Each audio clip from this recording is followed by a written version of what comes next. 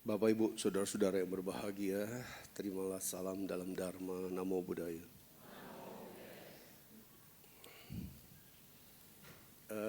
Saya senang sekali bisa kembali bersama-sama dengan Bapak Ibu, saudara-saudara umat Buddha di Wihara Pluit Dhammasuka ini. Dan ternyata walaupun liburan Lebaran yang hadir cukup banyak juga ya. Hampir penuh juga. Tadinya saya berpikir jangan-jangan sepi nih. Karena pasti banyak yang jalan-jalan belum pulang. Ternyata masih lebih banyak yang memilih untuk beribadah ketimbang refreshing liburan Lebaran keluar kota atau keluar negeri misalnya. Karena kalau semua lebih banyak memilih seperti itu, mungkin ini tinggal 50% yang hadir. Tapi ini masih cukup banyak. Ya, artinya warga Pluit Dhammasuka termasuk warga yang sangat antusias untuk terus memperdalam Dharma, belajar Dharma. Satu hal yang menggembirakan tentunya, dan boleh kasih aplaus buat Bapak Ibu.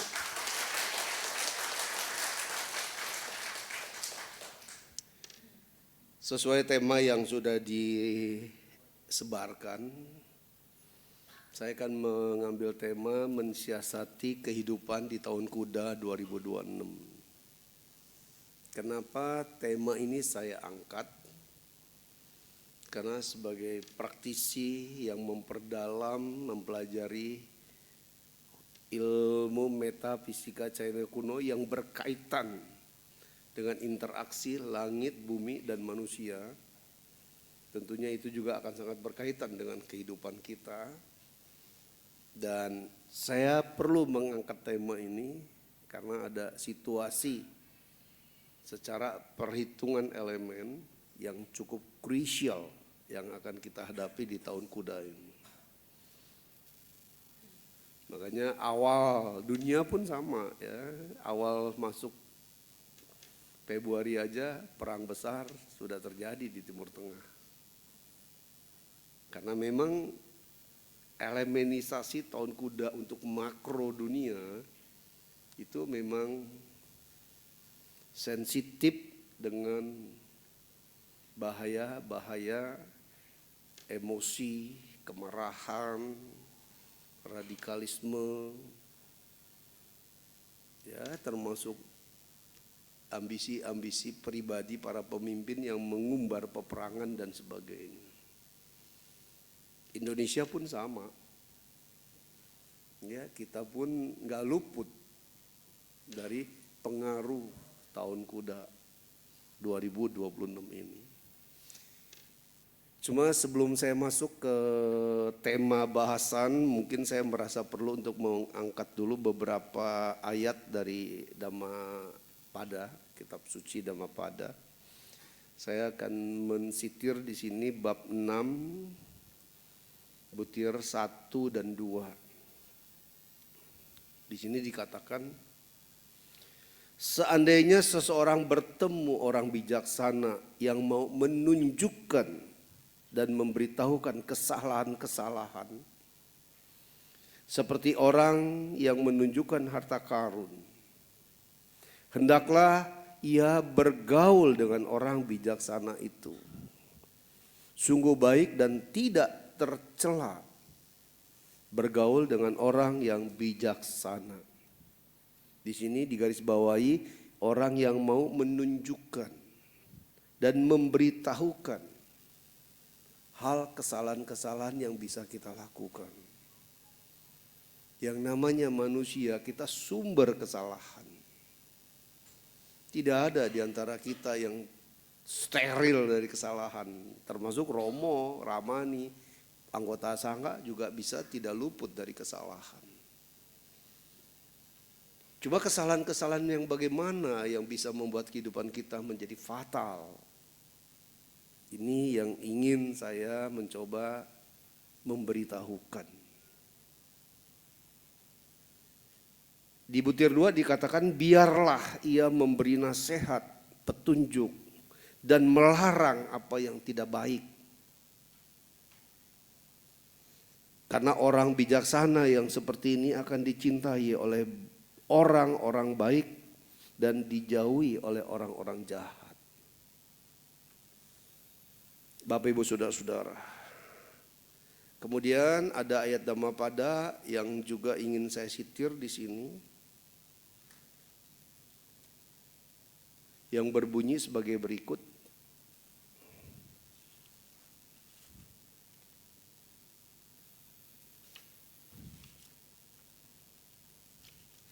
Bab 15 butir 12.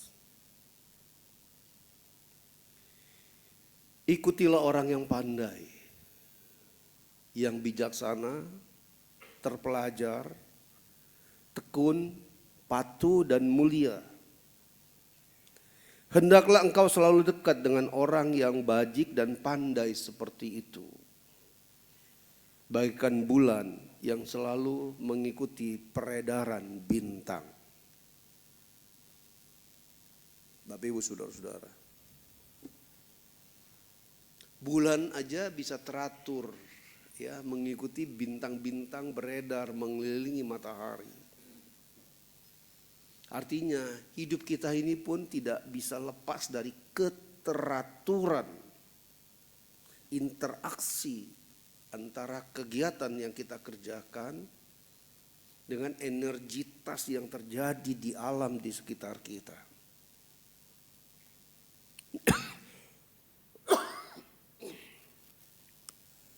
Pelajaran tentang sio,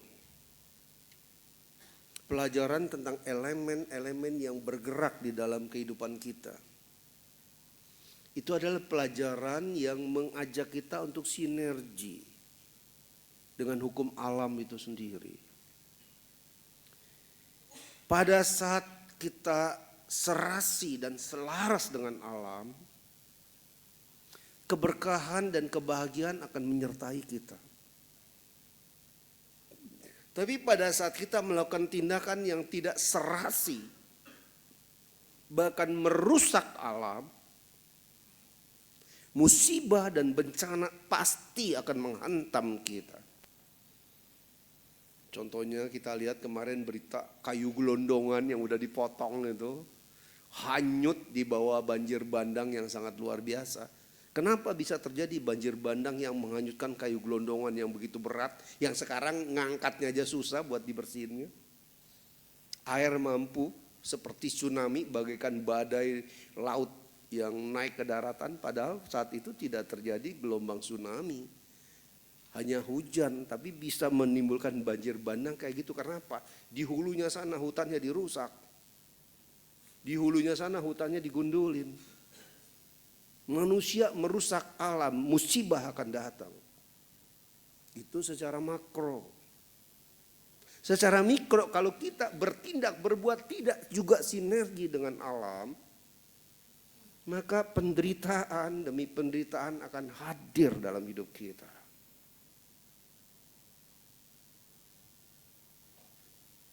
Hanya mereka yang hoki yang bisa mendapat kesempatan untuk mendapatkan petunjuk-petunjuk tentang bagaimana kita mensinergikan diri kita dengan alam. Banyak di antara kita yang gak ngerti, gak tahu apa yang harus kita perbuat, apa yang harus kita kerjakan. Karena memang banyak di antara kita yang tidak mendapatkan petunjuk tentang bagaimana kita mensinergikan diri kita dengan alam. Hanya yang hoki yang bisa mendapat petunjuk itu. Karena di dalam ilmu tentang metafisika China kuno ini, pelajaran tentang eliminasi alam ini, itu memang ada klausul utama yang mengatakan hanya mereka yang hoki yang bisa menikmati ilmu pengetahuan atau informasi seperti ini. Hari ini Bapak Ibu akan menerima informasi yang akan saya sampaikan. Berarti saat ini Bapak Ibu adalah orang-orang yang lagi hoki. Tepuk tangan.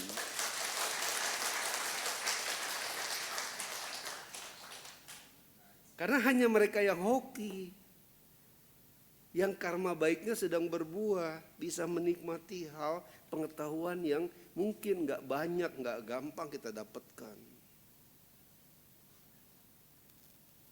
Dah karma baik itu berbuah, sumbernya dari mana? Tetap benih awalnya adalah perbuatan baik yang kita tanam. Karena kalau Bapak Ibu tidak punya kekuatan karma baik, tidak punya benih kebaikan yang pernah Bapak Ibu tanam selama ini, mungkin juga saat ini Bapak Ibu tidak ada di ruangan ini. Ya, mungkin lagi ada di Singapura kali, ya, lagi shopping di Bangkok kali. Tahun kuda 2026 orang selalu bilang tahun kuda api. Saya koreksi. Perhitungan elemen itu ada 3 tatanan. Tien, Ti, Ron. Langit, bumi, manusia. Kita ini manusia, makhluk hidup yang hidup di antara interaksi langit dan bumi. Tidak ada sedetik pun kehidupan kita yang kita jalani yang tidak merupakan hasil interaksi dari langit dan bumi. Interaksi langit dan bumi menghasilkan fenomena yang ada di dalam kehidupan kita. Begitu juga dengan elemenisasi, setiap terjadi pergantian tahun, terjadi pergantian elemen di alam semesta kita. Tahun ini elemen langitnya, ya, tahun ini disebutnya Ping U Shui. Ping itu api besar. U itu juga api besar. U itu kuda. Secara fisikly kuda itu elemennya api besar. Di langitnya ada unsur pink, itu juga api besar. Tapi interaksi dari pink U dia menghasilkan elemen kehidupan yang disebut shui, air. Jadi tahun 2026 ini kalau kita mau menggunakan hitungan yang lengkap, Tian Tiren kita pakai, tahun ini tahun air. Jadi tepatnya harus kita sebut tahun kuda air yang elemen langitnya api positif. Tapi orang selalu sebut cuma comot elemen langitnya doang, bilang sekarang tahun kuda api. Kalau kita cuma menghitung elemen langit, kita aplikasikan buat kehidupan sehari-hari kita manusia, itu bisa ada miss perhitungan nantinya. Contohnya Bapak Ibu yang lahir tahun 60 tahun yang lalu, tahun 1966. Itu sama persis kayak kuda sekarang. Akan dibilang kuda api, padahal kuda air. Terus disettinglah hidup kita, disesuaikan bagaimana apinya jadi besar. Ya, bagaimana apinya nggak boleh dirusak. Padahal yang harus dihitung adalah elemen air, 2 elemen yang sangat kontradiktif antara air dan api. Bisa salah analisa, bisa salah tindakan, bisa tidak serasi kehidupan kita dengan alam itu sendiri. Api tahun ini memang sangat-sangat besar. Karena di langitnya unsur api, di buminya unsur api, baru pianhuanya itu masuk ke kategori unsur air. Kuda tahun 2026 disebutnya kuda yang ada di jalanan. Jadi bukan kuda yang ada di ranch. Ya, bukan kuda yang ada di peternakan. Kuda yang di jalanan itu kuda yang apa? Kuda yang narik pedati, narik gerobak. Kuda yang harus kerja keras. Ya, kuda yang harus melewati hidup tantangannya keras. Dan yang namanya kuda di jalanan, resiko kuda itu mengalami cedera, mengalami luka, mengalami eksiden sangat tinggi. Jadi bahwa tahun 2026 akan banyak bahaya-bahaya yang terjadi di dunia transportasi. Ini baru bulan Maret aja kalau nonton TV Anda udah lihat ada bis bawa rombongan tur apa itu yang kebakar. kecelakaan beruntun di tol Pemalang yang sudah menelan korban jiwa begitu banyak. Dan hampir setiap hari kalau Bapak Ibu nonton TV ada selalu kecelakaan-kecelakaan yang menimbulkan korban jiwa.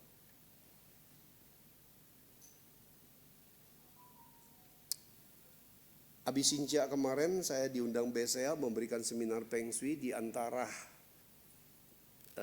itu 10 meja, 30 meja ya, 300 nasabah prioritas BCA. Saya paparkan bahwa saya bilang akan ada banyak bahaya tahun ini termasuk di dunia. Kecelakaan transportasi darat, kecelakaan transportasi laut, dan kecelakaan transportasi udara.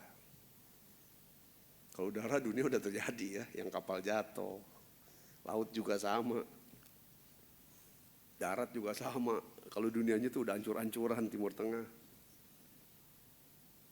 Kenapa Timur Tengah membara lebih dulu? Karena yang namanya timur itu identik dengan kayu. Berarti api besar tahun ini ya diwarnai terjadinya adanya di belahan bumi timur, itu Timur Tengah. Menyandang istilah timur, kayunya gede di sana. Terus kalau kita Indonesia ada di mana? Kita di Indonesia ini ada di selatannya bumi. Kalau kita lihat peta, kita paling bawah loh. Di bawah Indonesia udah laut, udah nggak ada pulau lagi. Selatan itu titiknya api. Berarti Indonesia pun apinya besar sekali. Dan kalau kita buka lagi elemen kelahiran Indonesia 17 Agustus 1945 diproklamasikan sekitar jam 9 lewat berapa gitu. Itu juga apinya gede. Indonesia nih elemen patsenya apinya ada 3. Kayunya ada 2. Kalau kayu tuh kegiatan politik. Api itu buat Indonesia rakyatnya, karena Indonesia elemennya tanah, apinya 3. Berarti yang mendukung tanah itu api, itu rakyatnya. Tapi ada 2 kayu yang selalu ngomporin api untuk api itu gampang membara. Jadi Indonesia selama diprovokasi dengan kegiatan-kegiatan politik yang ingin menggerakkan aksi massa dan sebagainya, kerusuhan akan selalu terjadi. Tahun ini saya mudah-mudahan meleset hitungan saya, memang akan ada kerusuhan yang cukup serius. Antara bulan Mei, Juni, dan Juli. 3 bulan itu api di Indonesia sangat-sangat besar. Diprovokasi sedikit aja, ada kegiatan-kegiatan politik yang membakar aja. Ini gampang tersulut. Nah, saya mau menceritakan ini bukan buat menakut-nakuti, tapi untuk mensiasati bagaimana kita ini peng-an. Ya, bagaimana kita tetap bisa survive dalam situasi lingkungan yang nggak kondusif tahun ini.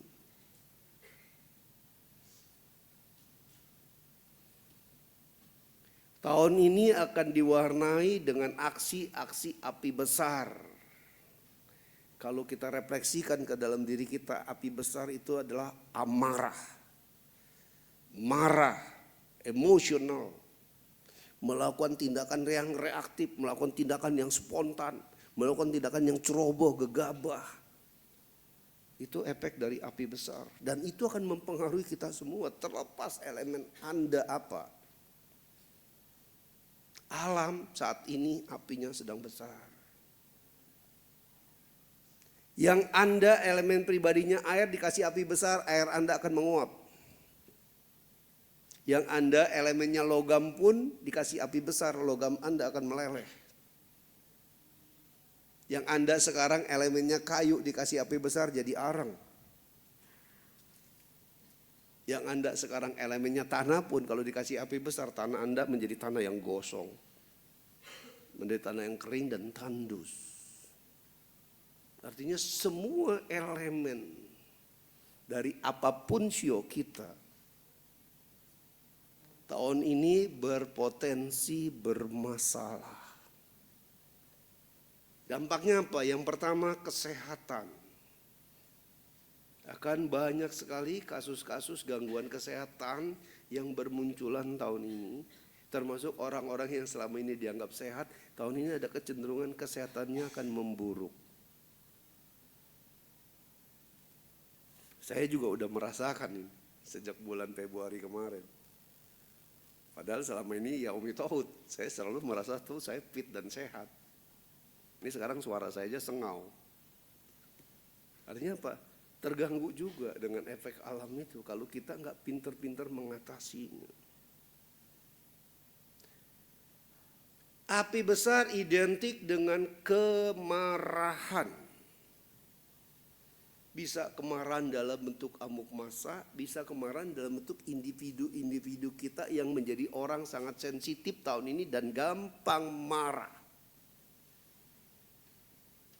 Nah, kalau kita terperangkap dengan pengaruh alam dan kita mengikuti, kita menjadi orang yang temperamennya tinggi, emosinya tinggi, gampang marah, musibah dan gangguan kesehatan akan menjadi bagian dari hidup Anda. Karena orang yang marah-marah kalau sampai marah-marahnya lepas kontrol, meledak-ledak luar biasa. Habis marah, habis itu jantungnya duk. Enggak jantungan jadi sakit jantung. Enggak anfal jantung jadi anfal jantung.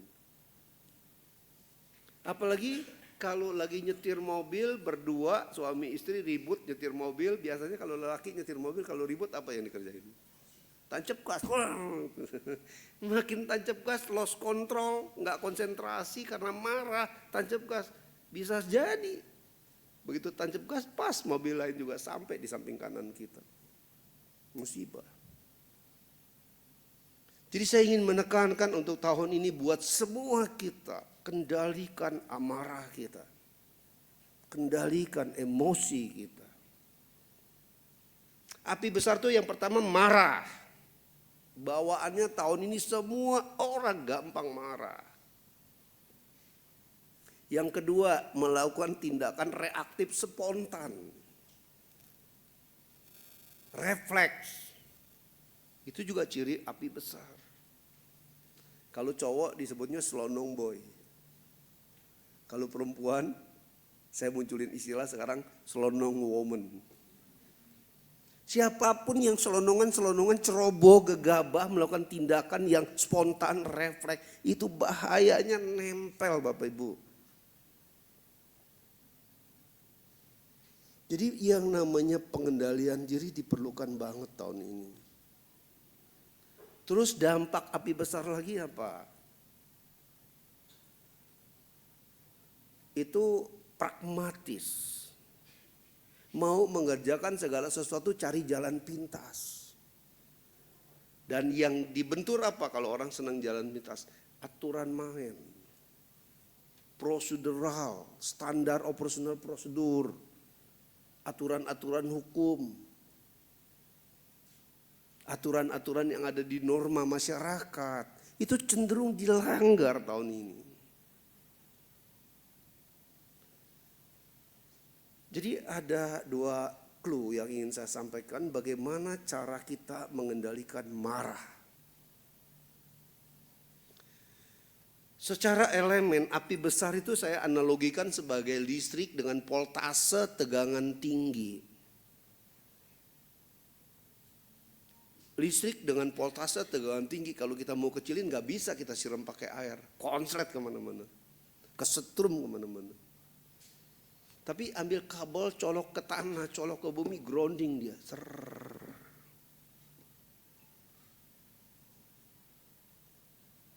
Tahun ini dalam 12 bulan akan terbagi dengan 6 bulan apinya gede, 5 bulan airnya sangat besar, makanya disebutnya kuda air yang elemen langitnya api.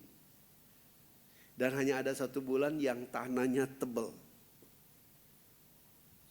Jadi hanya ada 1 bulan yang membuat elemen api itu teredusir. Itu cuma ada di bulan Oktober.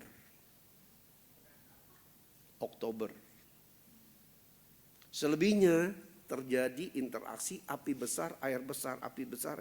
Ini 2 elemen yang tabrakan. 2 elemen yang ciong sama-sama besar adu kekuatan. Berarti resiko yang namanya banyak benturan, banyak bahaya memang tinggi. Air besar akan membuat orang bertindak sewenang-wenang, sewena-wena, semau gue. Karena air besar tuh ambiar kemana-mana. Sama, itu juga menandakan ada orang yang berperilaku tidak bisa mengontrol dirinya. Api besar juga membuat orang yang tidak bisa mengontrol emosinya.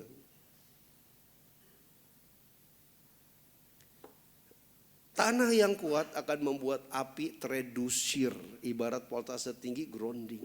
Tanah yang kuat juga bisa membendung air. Jadi cara bijaksana buat kita tahun ini bagaimana kita menguatkan elemen tanah kita. Semua yang mampu menguatkan elemen tanah di tahun ini, secara teori kita akan berprogres. Ya, dalam persentase yang cukup besar aman, bisa survive melewati hidup ini. Tapi yang tidak bisa mengendalikan apinya dengan baik dan tidak bisa juga mengendalikan airnya dengan baik. Hati-hati ya, tahun ini bisa banyak hal yang menimpa hidup kita dan nanti menimbulkan penyesalan. Di sini ada lagi Dhammapada bab 17 butir 2. Berbunyi demikian. Barang siapa dapat menahan kemarahannya yang memuncak, seperti menahan kereta kuda yang sedang melaju, ia patut disebut sebagai sais sejati. Sedangkan sais lainnya yang tidak bisa mengendalikan kudanya dengan baik hanya sebagai pemegang kendali belaka. Jadi ibarat kuda yang sedang berlari narik pedati, kalau saisnya pintar dia bisa tetap menarik sais itu untuk kuda berhenti melaju.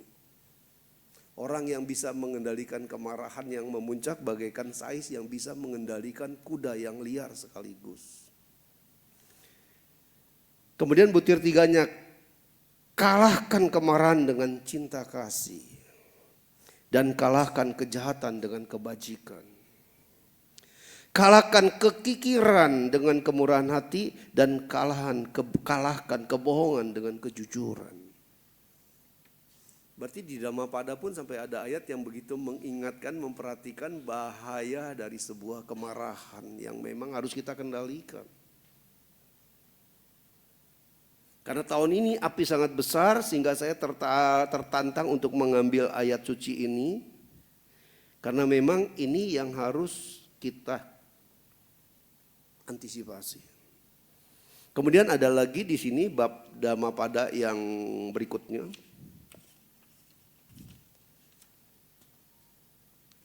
Bab 7 butir 6. Bagaikan tanah, demikian pula orang suci tidak pernah marah. Teguh pikirannya, bagaikan tugu di tengah kota. Bersih tingkah lakunya, bagaikan kolam yang tidak berlumpur. Bagi orang suci seperti ini, tidak ada lagi siklus penderitaan dalam kehidupan.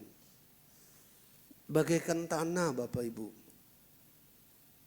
Orang yang tanahnya kuat, ya dikatakan di sini tidak pernah marah. Itu sebabnya makanya saya katakan bagaimana kita memperkuat elemen tanah kita. Bagaimana caranya? Supaya tanah kita muncul. Kita belajar saja sama ilmunya tanah, simple. Tanah itu fungsinya buat tempat penampungan. Kita buang daun, buang kertas, buang kardus, buang sampah sekalipun ke tanah ditampung. Kita pun harus jadi orang yang harus pinter banyak menampung. Artinya apa? Menyerap. Itu penjabarannya apa? Menyerap itu adalah mendengar. Belajarlah jadi orang yang lebih banyak mendengar, suka mendengar, senang mendengar, sering mendengar. Orang yang membawa dirinya senang mendengar, suka mendengar, dia sedang menjalankan elemen tanah. Karena itu memang fungsinya tanah, menampung. Orang yang senang mendengar otomatis tidak gampang terpancing sama emosi. Tapi orang yang tidak suka mendengar, maunya ngomong, maunya orang lain dengar dia. Dianya tidak menyerap, dia tidak menampung. Giliran dia ngomong, orang tidak mau ngikutin omong dia, munculnya apa? Marah. Tapi kalau kita banyak mendengar, katakanlah orang mengkritisi kita, orang mencela kita, kita cuma dengar, kita simak. Walaupun kata-katanya kasar, tapi cengli juga dia ngomong. Thank you ya, kamu sudah ingetin saya. Selesai. Kita gak jadi marah, dia pun gak jadi emosi. Ini ilmu mendengar. Apa yang harus kita dapat? Tanah yang tebal. Makin tebal tanah kita, makin bagus. Artinya apa? Makin sering kita banyak mendengar, tanah kita pelan-pelan makin tebal. Terus ada juga tanah tebal yang langsung kita dapat kalau orang bicara dengan desibel yang sangat tinggi. Ini mic-nya Wihara Pluit nih desibelnya tinggi nih. Saya ngomong di sini, yang di belakang sono kedengeran, yang di balkon juga kedengeran. Artinya apa? Ini suara desibelnya tinggi. Orang yang sering mendengar suara desibel tinggi, kalau dia simak, dia dengar, dia hayati, dia dapat tanah tebal. Selain mic ini, mana lagi yang suaranya tebal? Yang suaranya tinggi. Orang yang marah-marahin kita. Orang yang bicara kasar sama kita. Orang yang mengkritisi kita. Orang yang mencela kita. Itu pasti nadanya tinggi tuh. Kita dengar, kita simak. Thank you ya, kamu udah ngingetin saya.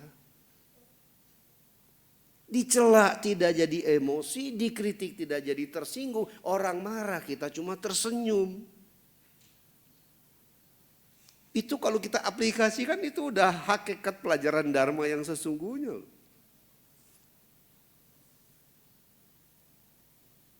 Ilmu mendengar Bapak Ibu.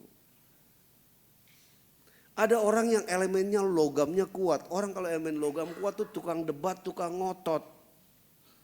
Tahun ini Anda berdebat, Anda ngotot, bisa jadi orang anarkis sama Anda.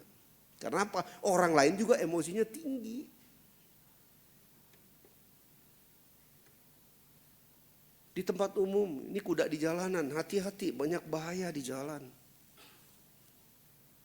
Mobil kesenggol, Gojek, buka pintu, tukang Gojek kita marah-marahin. Habis itu 10 Gojek keroyok kita.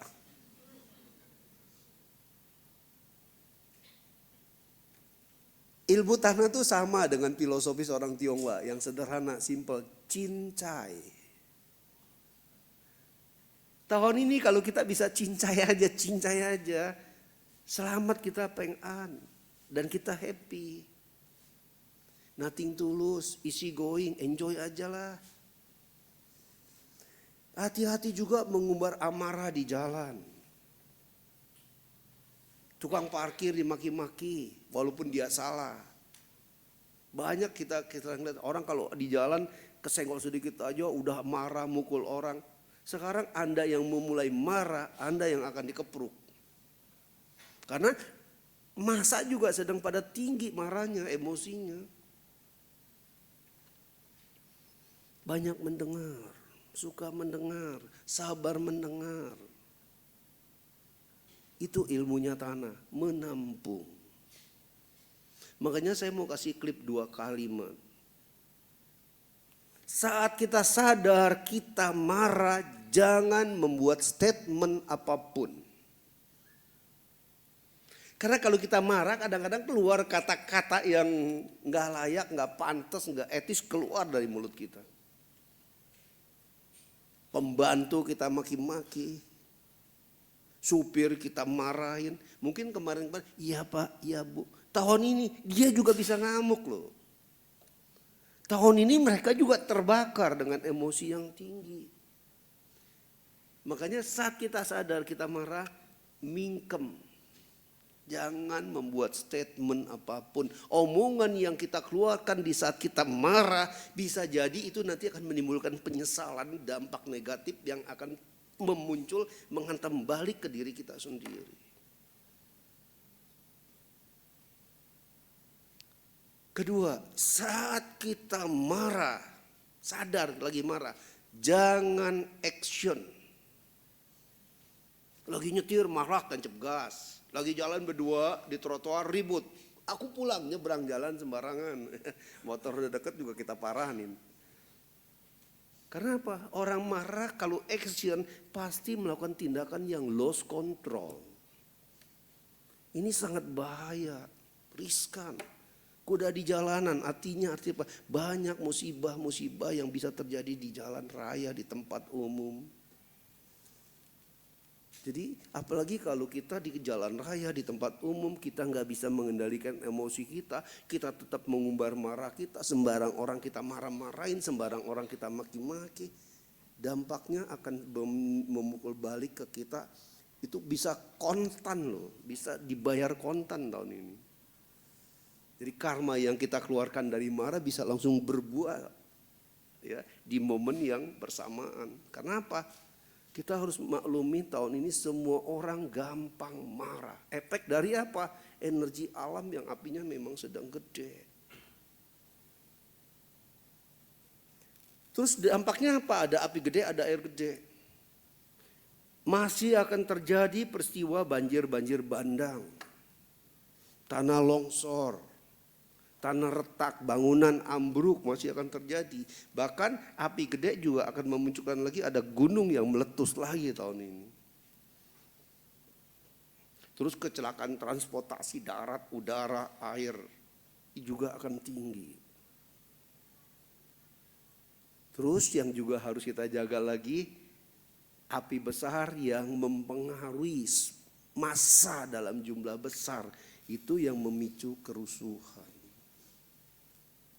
Dan saya khawatir bulan Mei, Juni, Juli untuk Indonesia itu apinya gede sekali. Jadi kitanya mawas diri. Kitanya jangan mentang-mentang. Ya, kitanya jangan ikut-ikutan, ya, mengumbar marah di jalanan. Orang marah kita dengar aja lah, makasih ya kamu sudah menasihatin saya. Orang ngomong kasar, ya terima kasih kamu sudah mengingatkan saya. Kenapa? Kita mau mendengar sekarang, bukan mau komplain. Bukan mau berdebat. Supaya apa? Tidak terjadi gesekan. Di dalam Dhammapada dikatakan, jadilah seperti tanah yang tidak pernah marah. Kenapa tanah tidak pernah marah? Anda injak-injak aja tanah gak marah loh. Injak-injak gitu kan, kaset-kaset gitu kan, gak marah. Artinya apa? Tanah dihina, diinjak-injak gak marah. Kita pun belajar ilmu tanah. Dihina gak usah marah, dikritik gak usah marah, senyum aja. Bikin enjoy aja, bikin happy aja. Kita kan bisa melewati kehidupan tahun ini yang cukup keras, yang apinya besar. Tapi buat kita jadi smooth, jadi enak-enak aja. Terus juga hati-hati bisnis. Di presentasi saya waktu di BSA saya sudah bilang akan banyak kasus kebakaran tahun ini. Terutama di ranah-ranah industri yang memang bahannya gampang terbakar. Ya, kayu, minyak. Tuh kalau nonton di TV sekarang tiap hari loh, ada aja tuh berita kebakaran. Ya, bisa ada juga kasus paceklik. Gagal panen ya karena kekeringan.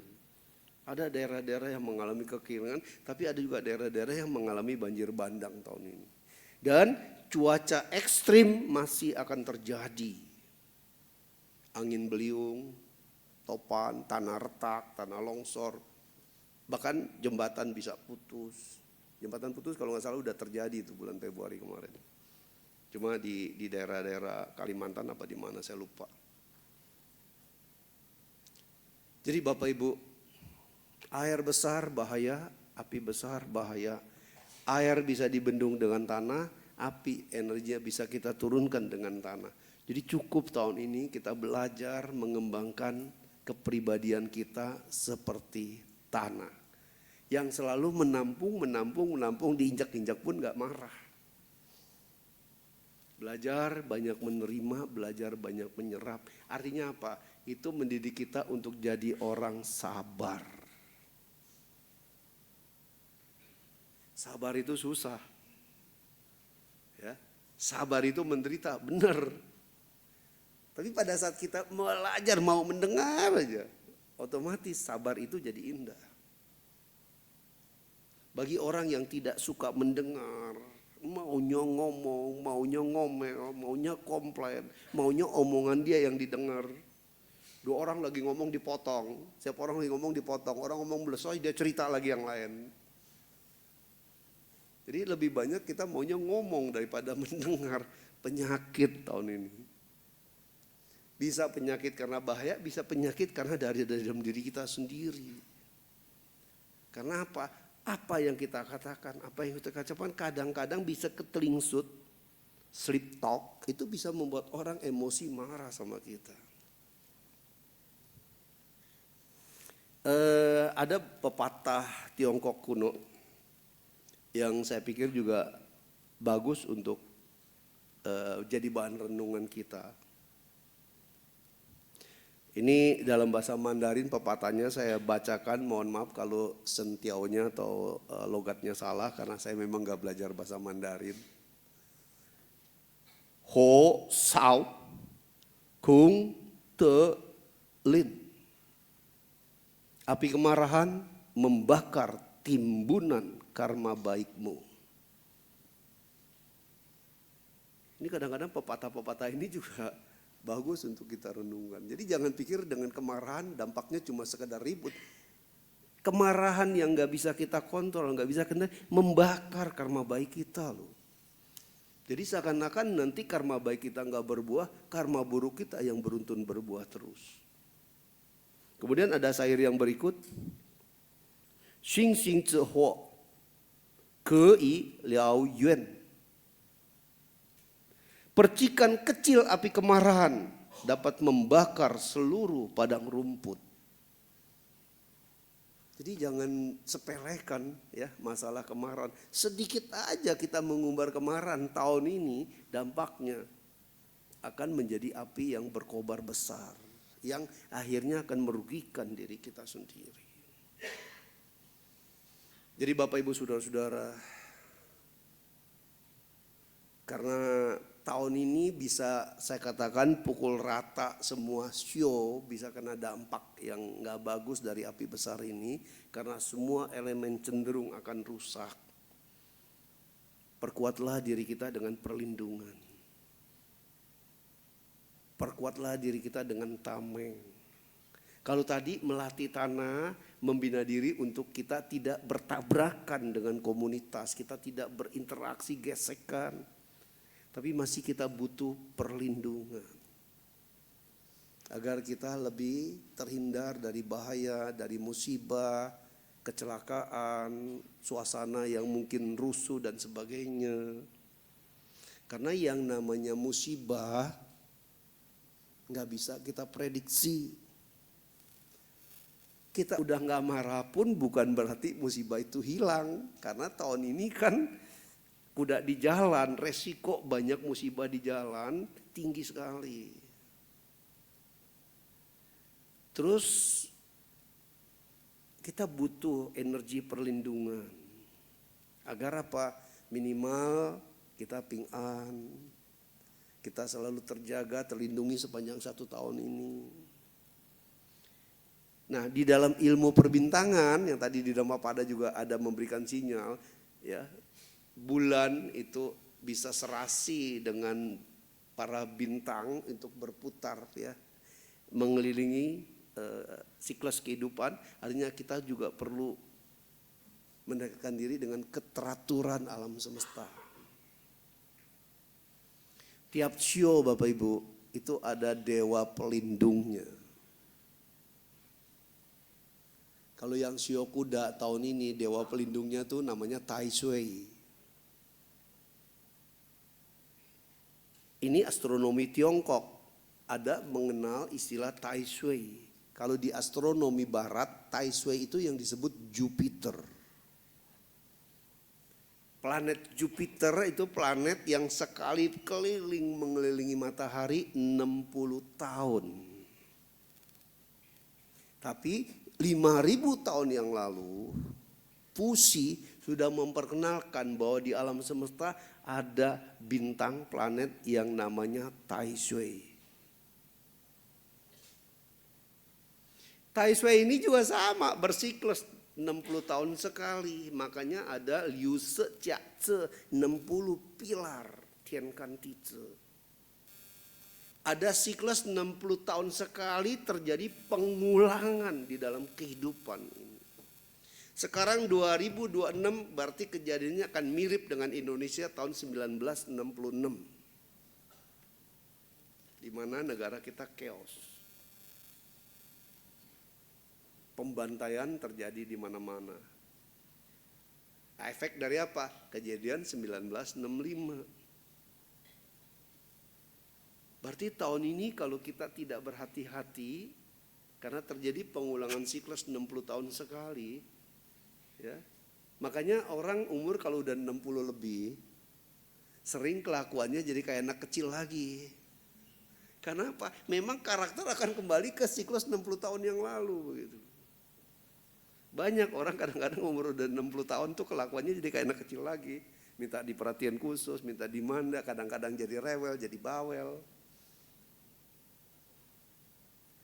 Itu Tai Sui bersiklus 60 tahun sekali. Makanya ada 60 Tai Sui yang setiap tahun ganti.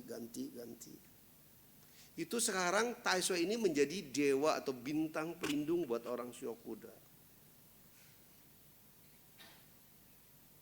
Terus yang Syo Ular, bintang pelindungnya tahun ini bintang Tayang. Ya, bintang Hawa, energi matahari, itu bintang bagus. Tapi Tayang itu matahari panas, bagus. Tapi kalau panasnya nggak dikendalikan sama, jadi emosional juga. Shionaga tahun ini bintang pelindungnya bintang Lingmen. Sangmen, Lingmen itu bintang perkabungan. Resiko mengalami perkabungan berhubungan dengan rumah duka agak tinggi buat orang Shionaga. Kemudian Sio Kelinci kena bintang Tayin, hawa rembulan.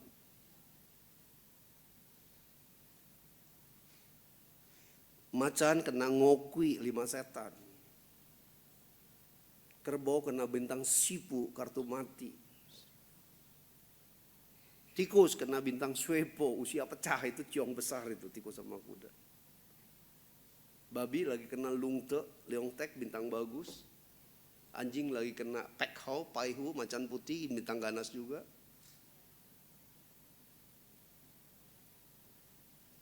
Ayam lagi kena bintang Hoktek, Fute, bintang hoki, bintang rezeki. Monyet lagi kena Tienkau, bintang anjing langit. Kambing lagi kena Pingpu, biang penyakit. Jadi banyak hal yang kita butuh perlindungan khusus tahun ini.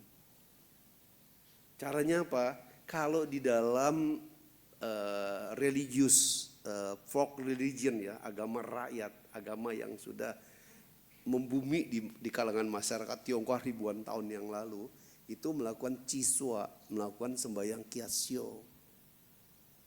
Ada cipu, sembahyang buka tahun, ada wanpu, sembahyang tutup tahun. Ini biasanya diadakan di kelenteng, tapi enggak semua kelenteng yang menggelar sembahyang buat 12 meja. Kalau saya bikin sembahyang kiasyo tuh ada 12 meja. Satu sio, satu pelindung dewa masing-masing. Jadi enggak dicampur-campur.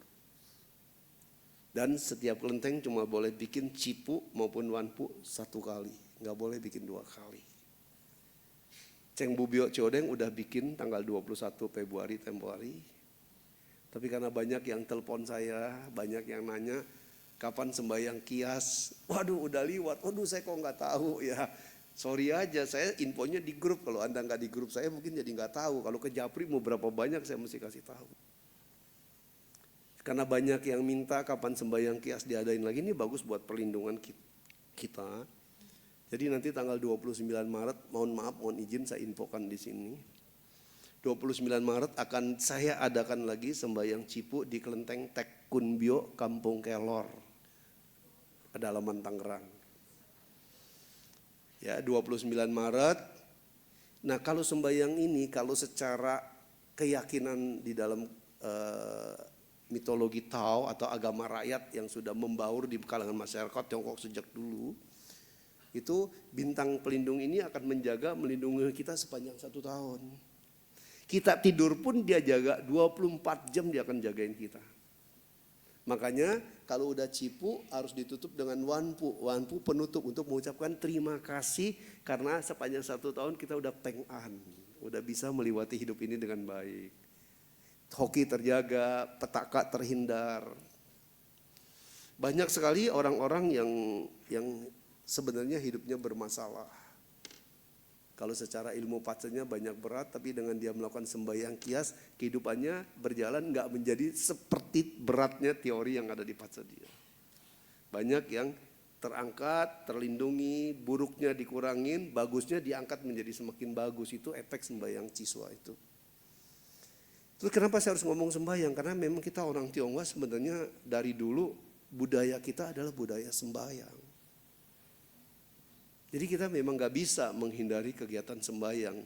Kalau kita ke wihara kita membina diri, kita belajar dharma, memang kita di sini tidak sembahyang. Tapi kalau di Kelenteng tempatnya kita bersembahyang. Jadi kalau yang mau ya memanfaatkan sembahyang kias ini yang hanya boleh diadakan sekali, kalau ini udah nggak ikut nanti baru ada tahun depan lagi. Itu 29 Maret masih dibuka kesempatan di Kelenteng Tek Kunbio di Kampung Kelor. Silakan kalau mau minta nomor telepon saya sama pengurus ya, saya nggak umumkan di sini, nggak boleh. Minta sama Pak Sarwan atau sama siapa, Vincent ya.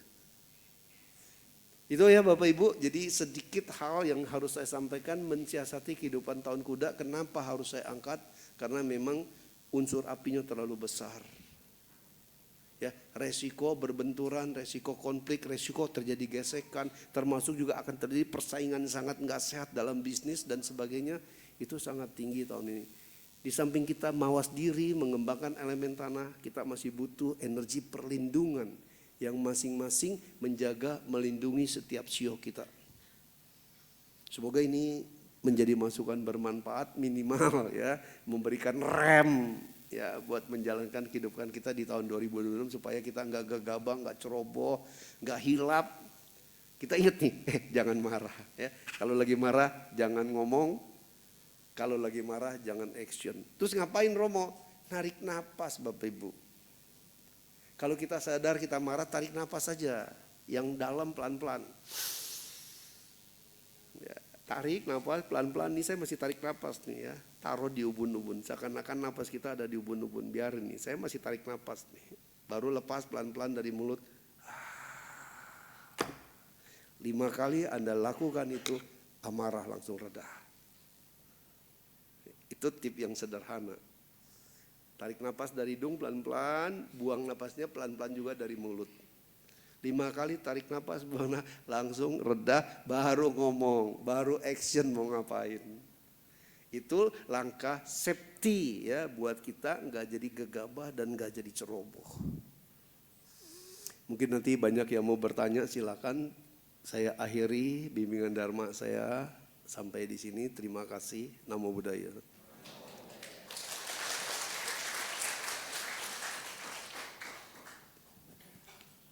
Baiklah, demikian Dhamma Desana yang disampaikan oleh Romo Budiono Tantra Yoga. Romo sudah mempersilahkan untuk sesi tanya jawab. Jadi bagi Bapak Ibu yang ingin bertanya, ada tersedia 2 metode, yakni pertanyaan secara langsung, ya lisan. Jadi ketika nanti saya bernyanyi, angkat tangan saja, nanti akan dipersilakan untuk ke depan dan pertanyaan langsung kepada Romo. Dan kedua adalah pertanyaan melalui chat WhatsApp yang bisa dikirim ke admin Wiarapit Dhammasuka di nomor 0811 9921 098. Saya ulangi nomornya di 0811 9921 098. Baiklah, sambil menunggu pertanyaan yang masuk, mari kita buka kembali buku tuntunan kebaktian kita. Kita nyanyikan sebuah lagu bersama-sama. Kepada petugas dipersilahkan.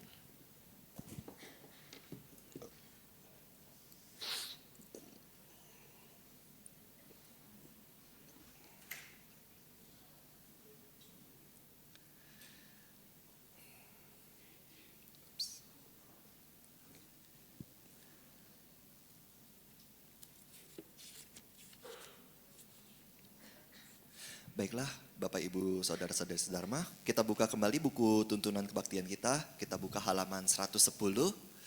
Kita nyanyikan bersama lagu yang berjudul Melangkah dalam Dharma.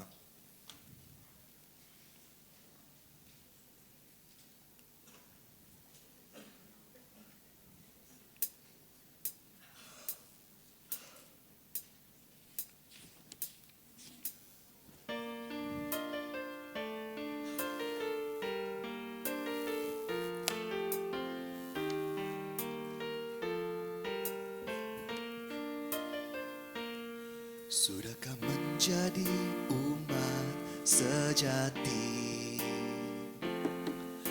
yang melangkah selalu dalam dharma? Mengertikah kita jalan yang dilangkah untuk mencapai kebahagiaan? Laksanakan semua 5 sila yang mulia agar melangkah di kebenaran. Kembangkanlah pula rasa cinta kasih agar selalu jauh dari permusuhan. Kikislah semua loba dosa dan moha, tingkatkan kebijaksanaan diri. Satukan tekad untuk menjalankan dharma suci yang mulia. Yakinlah selalu pada Buddha Dharma. Kasihi semua manusia di dunia. Hari-hari pastikan bahagia.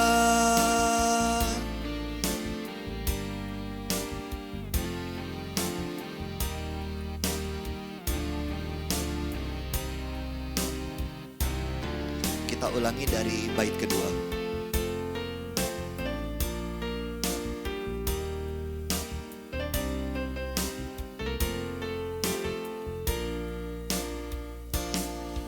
Laksanakan semua 5 sila yang mulia agar melangkah di kebenaran.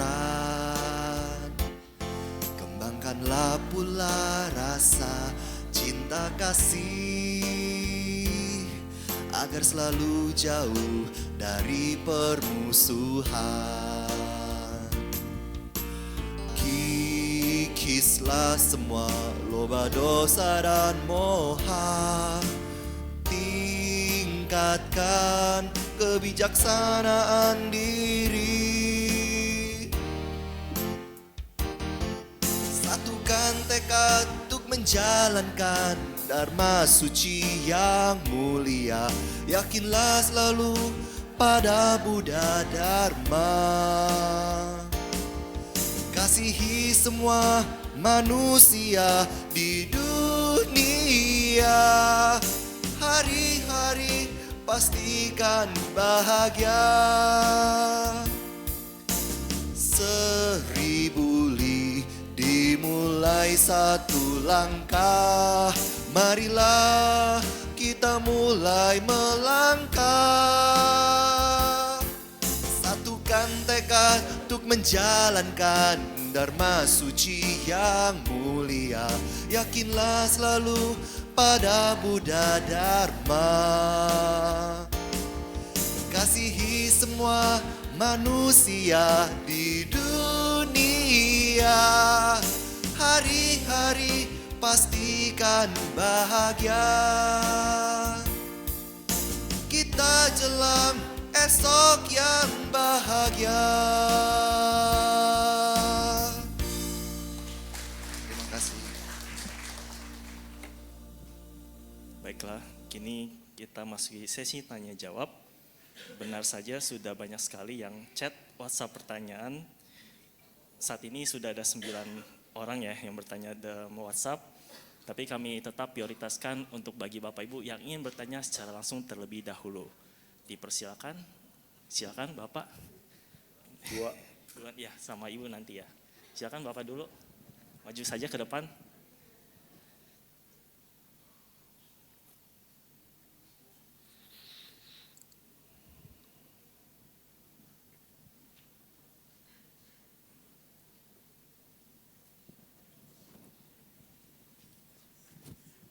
Yang pertama, namo buddhaya semuanya.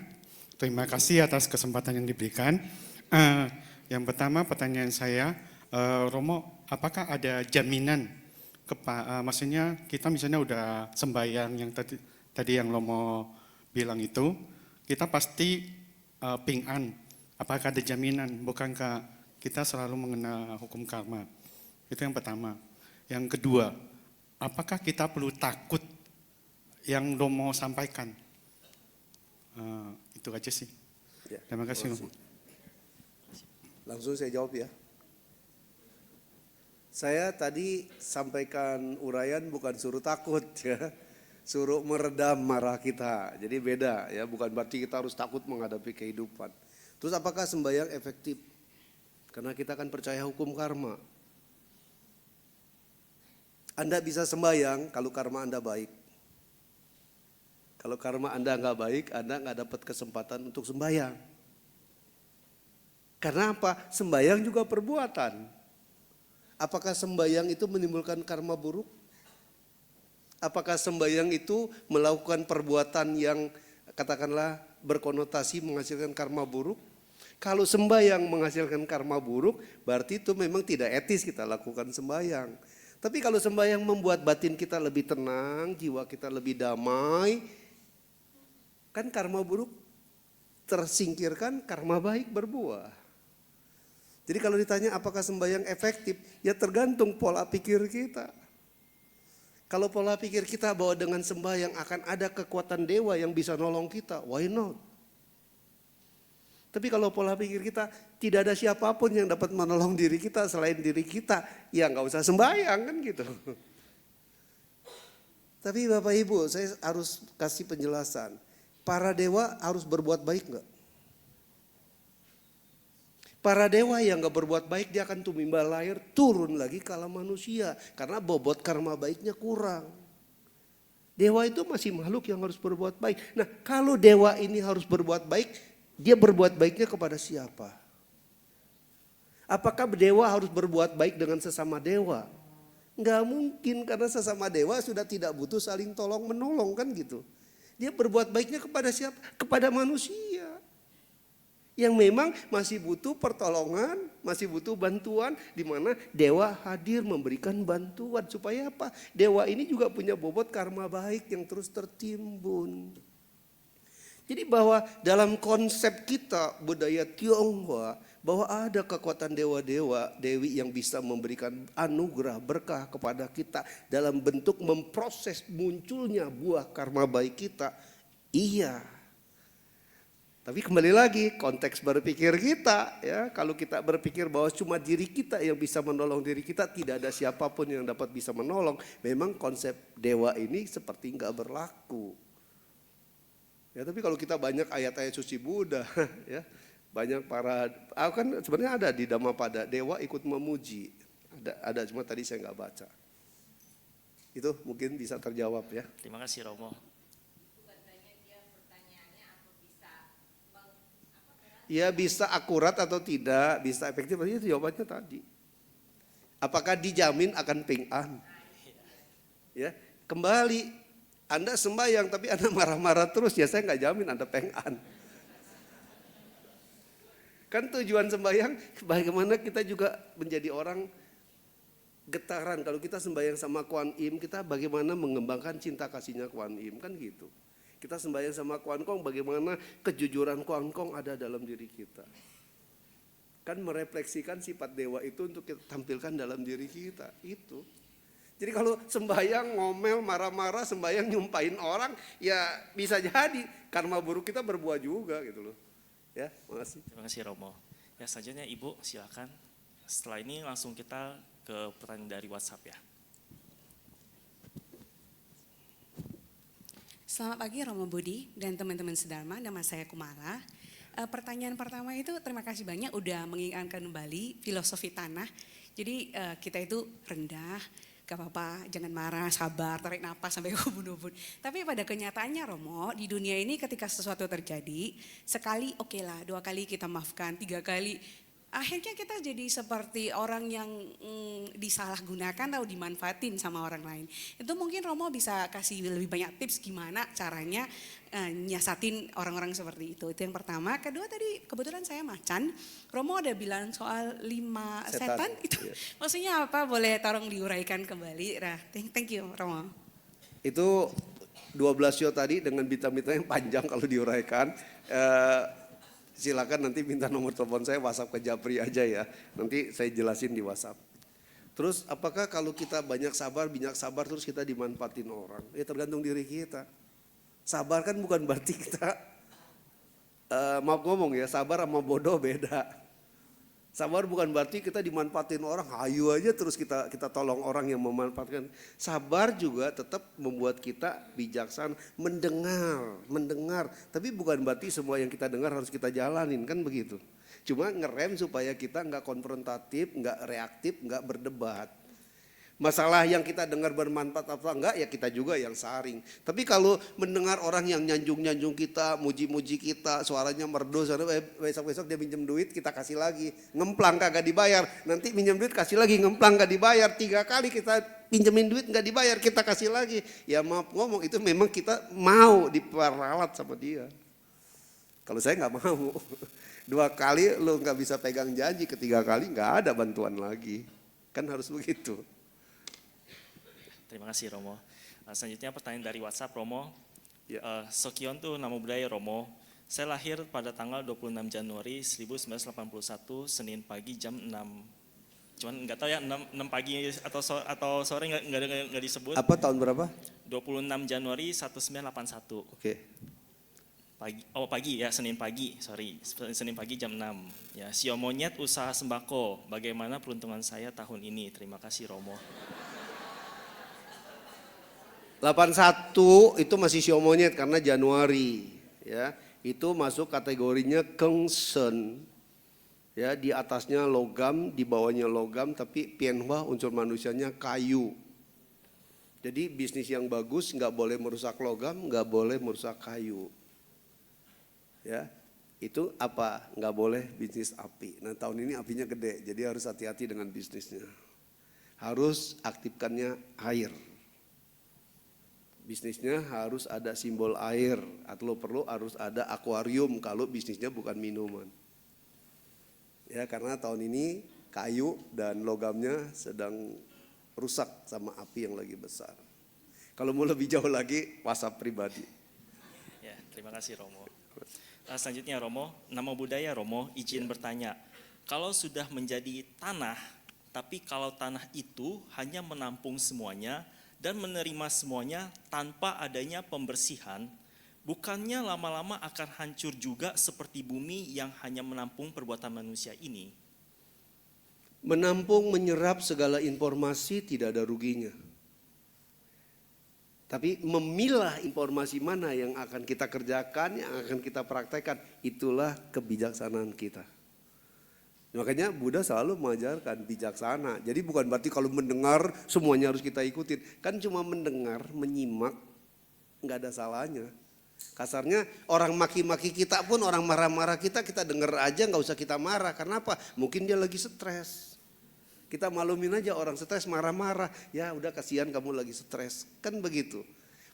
Lalu apakah omongannya yang mungkin nggak benar, nggak salah harus kita ikuti? Itu lain cerita, ya. Mendengar bukan berarti semua yang kita dengar harus kita laksanakan. Kembali disaring. Mana yang menurut kita bermanfaat, bagus kita jalanin. Mana yang menurut kita nggak bermanfaat, anggap aja masuk kuping kanan, keluar kuping kanan. Kalau kuping kiri di tengah masih nyangkut begitu. Ya. Terima kasih Romo. Iya. Selanjutnya, nama budaya Romo. Tadi dikatakan tahun ini tanah harus tebal. Bagaimana kalau orang yang berjati diri logam, berarti logamnya akan tenggelam tertimbun tanah ya Romo? Cara siasatinya bagaimana Romo? Terima kasih. Kembali analisa elemen pribadi, tahun, bulan, hari, jam. baru kita bisa menjas kesimpulan yang lebih akurat. Kalau sio terus terang baru 25%. Karena tahun, bulan, hari, jam, satu pilar itu 25%. Jadi kalau kita tadi cuma mengacu kepada sio, sebenarnya kita baru mengacu pada kesimpulan 25%. Kalau mau yang lebih akurat diperiksa tahun, bulan, hari, jamnya. Itu konsultasi pace. Satu tanggal lahir akan dibedah 1 jam, nggak mungkin di sini gitu ya. Tapi kembali lagi, kalau orang yang elemennya logam, kalau tanahnya tebal, ingat tanah tahun ini airnya gede. Jadi tanah yang tebal tetap akan jadi tanah yang subur. Tanah yang subur akan menghasilkan mineral. Mineral itu logam. Jadi nggak mungkin logamnya tertimbun. Terima kasih Romo. Selanjutnya Romo, Namo Buddhaya Romo, apakah untuk sembahyang Ciswak yang nanti tanggal 29, orangnya harus hadir di tempat atau bisa tidak hadir? Terima kasih Romo.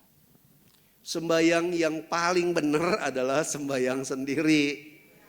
Ya, karena kalau diwakilin, apa kita yakin yang wakilin kita sembayangnya kusuk gitu loh. Tapi kadang-kadang maaf ngomong nih, gue punya duit, gue mau sembayang kias, nih duit bayar buat wakilin ya. Ya orang pasti mau nerima lah ya, dikasih angpau, dikasih visit suruh wakilin. Tapi apakah dia sembayangnya sesujud kalau kita sembayang sendiri? Pasti beda. Jadi kalau memungkinkan saya sangat mendorong sembayang sendiri. Karena ini saya sitir ungkapan Nabi Kongcu ya. Nabi Kongcu pernah bilang, kalau aku belum pernah sembayang selamanya aku tidak merasa sembayang. Ya, jadi kalau mau diwakilin boleh-boleh aja. Kalau memang benar-benar berhalangan pada hari H nggak bisa hadir, telepon lagi kontak personnya minta diwakilin. Atau kita tinggalnya mungkin di Semarang, di Surabaya, jauh. Ya, kemarin waktu di Ciodeng ada orang dari Samarinda datang sembayang, spesial sembayang pulang lagi ke Samarinda. Satu keluarga ada yang sampai kayak gitu. Karena apa? Dia merasa lebih nyaman sembahyang sendiri ketimbang diwakilin. Jadi kembali kepada jiwa kita tuh enaknya diwakilin apa enaknya sembahyang sendiri.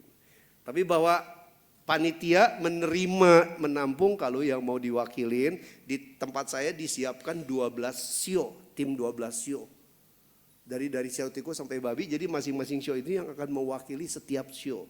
Jadi orang sio kuda akan diwakili sama orang sio kuda, orang tikus ada yang diwakili sama orang. Nggak bisa orang sio kambing diwakilin sembahyang sama orang sio kebo. Karena apa? Kambing sama kebo ciong, diwakilin sama orang ciong, bukan jadi benar nantinya. Itu ya. Terima kasih Romo. Selanjutnya Romo, mohon bertanya Romo, apakah di tahun kuda ini boleh membuang bongpai? Terima kasih Romo Anu Buddhaya. Membersihkan bongpai, merenovasi bongpai, nggak mesti tahun kuda, sembarang tahun boleh. Tapi ingat, yang namanya cengbeng tujuannya adalah tecua, membersihkan makam. Dikasih tanda kertas kuning ditindih batu, namanya tecua, menghimpit kertas pakai batu. Bukan buat renovasi. Banyak orang salah, saat cengbeng saat yang tepat buat renovasi kuburan. Salah. Jadi cengbeng buat bersih-bersih makam, terus memberikan penghormatan sama para makam yang ada di situ, menghormat, memberikan persembahan sebagai tanda sujud, hormat bahwa berdoalah bahwa kita sudah hadir. Tapi kalau renovasi bongpai ada hitungannya sendiri. Hanya ada dari Jicapatio ya, jadi all sepasing 28 bintang, hanya ada 1 bintang yang bisa dipakai buat urusan renovasi kuburan, yaitu bintang Tau. Bintang Tau ini munculnya nggak setiap saat muncul. Contohnya pas kita cek hitung hari bintang Taunya muncul, katakan jatuh di hari monyet. Tapi makamnya itu orang sio macan, berarti nggak bisa dipakai karena macan sama monyet lagi ciong. Harus hitung bulan bintang Tau yang berikutnya. Yang berikutnya bintang Taunya muncul misalnya di hari tikus. Yang ngebongkar bongpainya, yang membiayai bongpainya orang sio kuda, ciong lagi, nggak bisa dipakai lagi. Jadi kalau benar-benar kuburan harus dengan perhitungan yang sangat spesifik dan luar biasa, nggak bisa sembarangan. Karena apa? Kuburan salah, dampaknya itu sampai generasi keturunan kita bermasalah nanti. Deh. Terima kasih Romo. Selanjutnya Romo, Namo Buddhaya Romo, mau tanya mengenai jodoh dengan pasangan yang beda keyakinan. Teman saya Buddhis lagi PDKT dengan yang non-Buddhis. Mereka sepakat mau belajar Buddhis, tetapi itu sebenarnya karena cinta atau keyakinan. Mohon bimbingannya Romo, terima kasih Anu. Yang tahu yang menjalin hubungan. Yang jalin hubungan tahu ini hubungannya dia pura-pura belajar Buddhis karena cinta atau cuma sekedar supaya nggak ditinggalin kan gitu kan. Yang menjalin hubungan harusnya lebih tahu, harusnya dikoreksi lebih dikorek-korek lah lebih dalam. Terima kasih Romo. Cinta itu relatif, ya. Bisa cinta sama orang, bisa juga cinta sama duit. Terima kasih Romo. Selanjutnya Romo, Namo Buddhaya Romo, tadi disebutkan elemen pelindungan semua sio. Sedangkan kita semua tahu, tiada perlindungan lain selain Triratna dan selalu menanam kebajikan. Bagaimana penjelasannya Romo? Terima kasih, selalu sehat ya Romo, terima kasih. Itu sama pertanyaan pertama tadi ya. Jadi saya pikir cukup. Ya memang ada konsep yang seperti itu. Tapi ada konsep di aliran Buddhis yang lain yang menyatakan bahwa banyak para makhluk suci yang memang bisa menolong kehidupan kita dengan membuahkan, memproses matangnya buah karma baik kita. Lanjut. Terima kasih Romo. Selanjutnya Romo, Namo Buddhaya Romo, saya ada satu pertanyaan untuk Romo. Apakah karma yang saya lakukan sekarang sepenuhnya ditentukan oleh karma prarabdha atau masa lalu? Dengan kata lain, apakah kondisi hidup, lingkungan, dan cara pandang saya saat ini yang berasal dari karma lampau membuat karma baru atau kriya mani hanya menjadi kelanjutan dari karma sebelumnya? Terima kasih Romo. Tidak ada yang saklek-saklekan. Bahwa karma masa lalu akan berbuah, iya. Tapi apakah berbuahnya dalam kehidupan sekarang? Belum tentu. Termasuk karma baik kita masa lalu, karma buruk kita masa lalu. Tergantung bobot kekuatan karma itu sendiri, mana yang lebih cepat matang, mana yang lebih cepat berbuah. Kalau kita jalan kaki, ngelamun sambil chatting, artinya kan kita nggak fokus kan, keselandung, jatuh, itu bukan karma masa lalu. Itu karma sekarang yang berbuah sekarang. Karena apa? Kitanya teledor. Jadi, udah karma saya jatuh, kakinya patah. Karma saya harus patah. Karmamu yang barusan bikin kamu patah. Karena apa? Teledor, gak konsentrasi.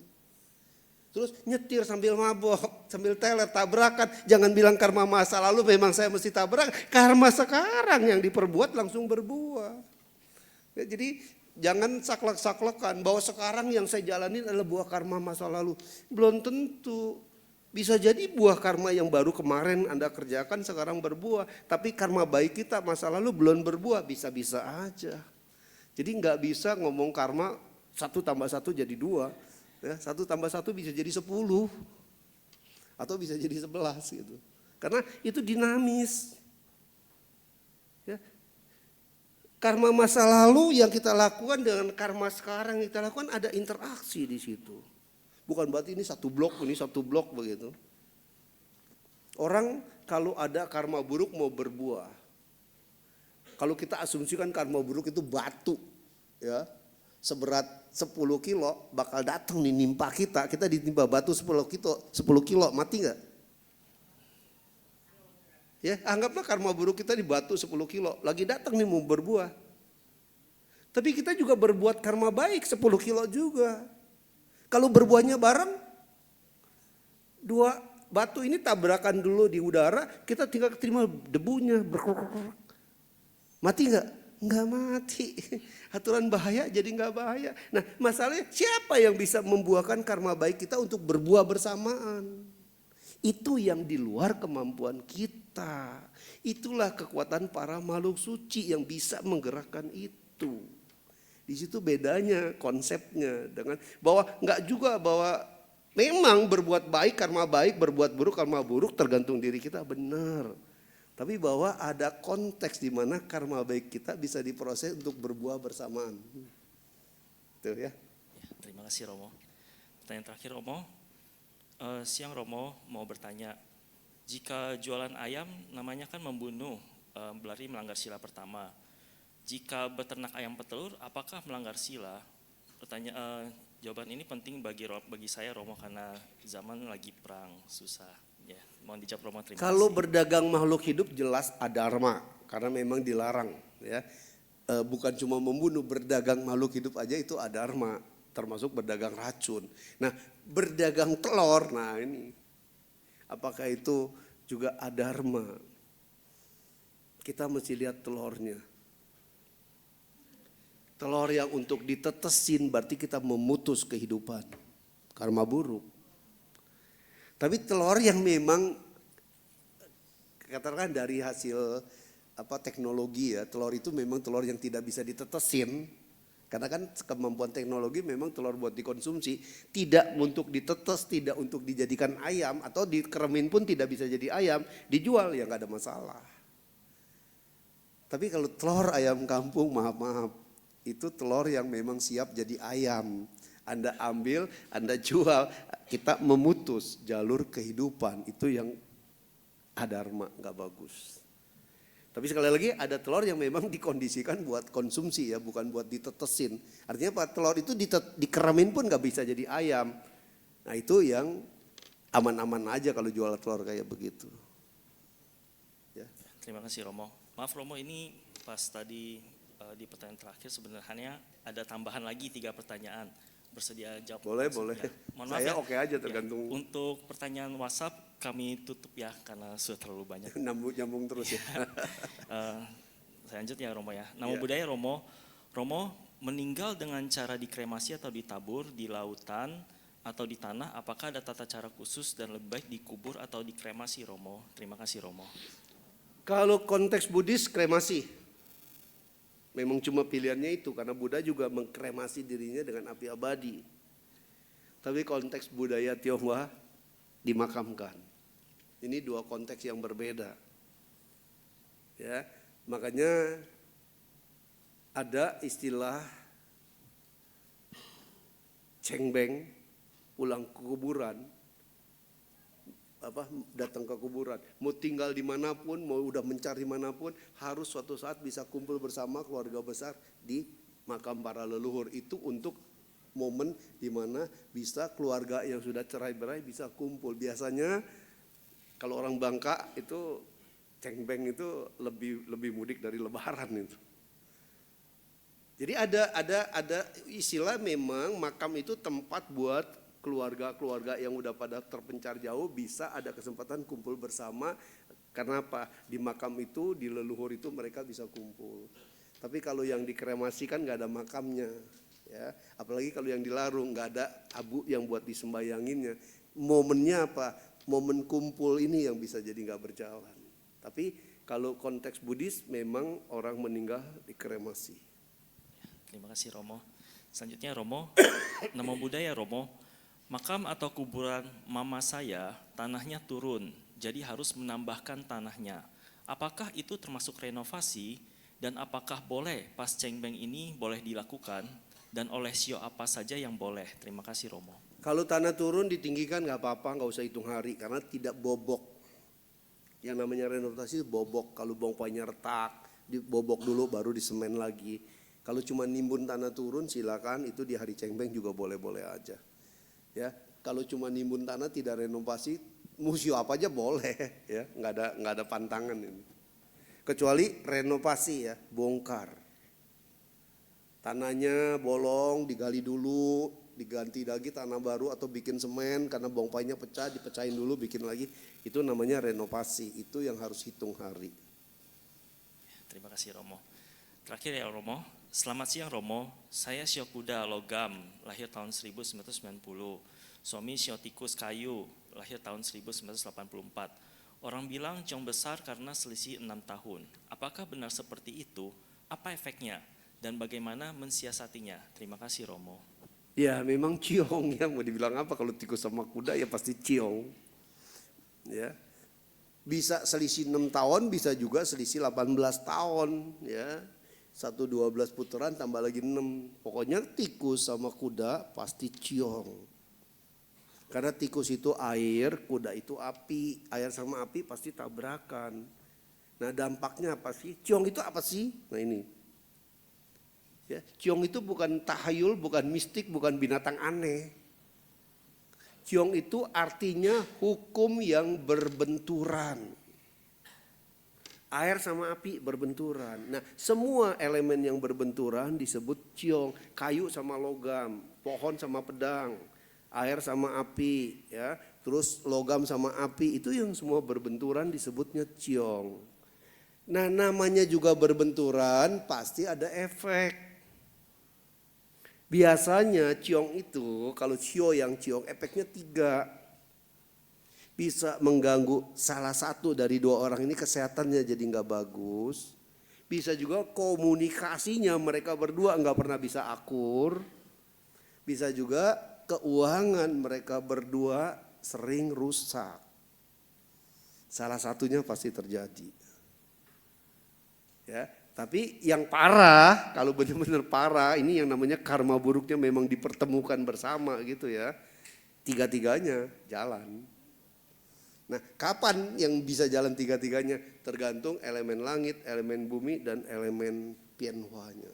Kalau 3-tiganya tabrakan semua, berarti 3-tiganya jalan. Nah, jadi kesimpulan saya, elemen tadi kayu, elemen tadi logam, itu jangan lihat apa yang di buku tulis. Karena buku tulis cuma comot elemen langit. Monyet tahun 1980 misalnya. Itu kalau di buku Anda baca pasti dibilang monyet emas. Karena tahun 80 elemen langitnya memang logam. Tapi realnya itu adalah elemen kayu. Nah, menyebut elemen saya apa? Nah, itu yang harus hati-hati. Karena kebanyakan orang cuma comot elemen langit, tidak lihat interaksi elemennya. Nah, itu bisa salah jas nantinya. Salah kesimpulan nantinya. Oke? Terima kasih Romo. Ya, demikianlah sesi tanya jawab dengan Romo Budiono Tantra Yoga. Romo, ini mungkin untuk kesimpulan ya Romo, dan juga jika berkenan menjawab, bagaimana jika istilahnya orang yang benar-benar merasakan dampak dari ciong ini sampai merasa benar-benar down, mau menyerah, sampai sedemikian ibaratnya terkena ciong ini gitu kan di tahun ini, apa kira-kira kiat dari Romo untuk menyemangati? Oke, pertanyaan yang cukup baik. Ciong itu kodrat. Ya, ciong itu kodrat, ciong itu takdir. Ada hal yang kita tidak bisa intervensi, itu yang namanya takdir. Kita lahir di Indonesia, takdir loh. Kita lahir di Jakarta, lahir di Jepang, lahir di Papua, lahir di Zimbabwe, sono takdir. Kenapa? Itu bukan kemauan kita. Kita nggak punya kuasa. Kita berumah tangga, punya pasangan hidup suami istri, itu juga takdir. Kodrat, karena tiap orang udah punya yenfon, udah punya jalan jodohnya. Kalau orang akan menikah dengan orang yang ciong, walaupun dia tahu ciong, tetap akan married. Karena memang udah jodohnya. Ada orang yang berjodoh dengan orang ciong, ada orang yang berjodoh dengan orang yang harmonis, tergantung yang namanya karma kelompok. Kalau 2 orang ini memang punya ikatan karma, harus berumah tangga dengan sio yang ciong, pasti ketemunya sama yang ciong. Terus kalau ditanya berumah tangga cocok apa enggak cocok, nah ini yang paling sering ditanya kan. Saya akan dengan gampang jawab tidak cocok. Karena kalau secara teori sio, contohnya sio tikus cuma cocok sama sio kebo. 12 sio cuma 1 yang cocok. Apakah yang cocok ini dia langsung dapat? Belum tentu kan, karmanya mempertemukan dia untuk berjodoh dengan orang sio kerbau. Bisa saja si tikus ini jodohnya sama sio kuda. Makanya jodoh itu karena cuma 1 yang bisa cocok, sementara yang 11 sio nggak cocok. Kemungkinan kalau berumah tangga cocok apa nggak cocok, cocoknya jadi kecil. Lebih banyak nggak cocoknya, makanya Buddhis mengajarkan supaya serasi walaupun sio nggak cocok harus mengembangkannya apa? Sama sada, sama sila, sama caga, sama prajna, sama kebijaksanaan. Itu yang dilatih supaya walaupun sionya nggak cocok tapi tindakan kita jadi tetap bisa disetel harmoni. Terus apakah ciong bisa dinetralisir? Bisa. Tahu ya lagu Sahun Ti Cutia? Ya, Cihun ko papia ya. 3 bagian urusan Tuhan, 7 bagian urusan manusia, itu benar banget. Bahwa kita dikodratkan punya pasangan hidup yang ciong, katakanlah takdirnya memang harus ciong. Tapi apakah bisa kita siasatin? Bisa, karena yang 7-nya tergantung kita. Cuma kita harus ngerti nih, memang kita dasarnya udah ciong. Dua-duanya harus apa? Ngerem, jangan berdebat. Kalau udah tahu ciong, dua-duanya berdebat terus, ya hongyam. Kalau udah tahu ciong, dua-duanya belajar mengerem. Itu tadi ilmu tanahnya dipakai, ciong nggak jalan tuh. Ya, oke. Terima kasih Romo. Ya demikianlah Damai Desa dan juga sesi tanya jawab bersama Romo Budiono Tantra Yoga. Romo, kami segenap pengurus dan juga umat Wira Pelita Masuka mengucapkan anumodana. Terima kasih atas Damai Desa yang telah disampaikan Romo. Terima kasih, Namo Buddhaya. Namo Buddhaya.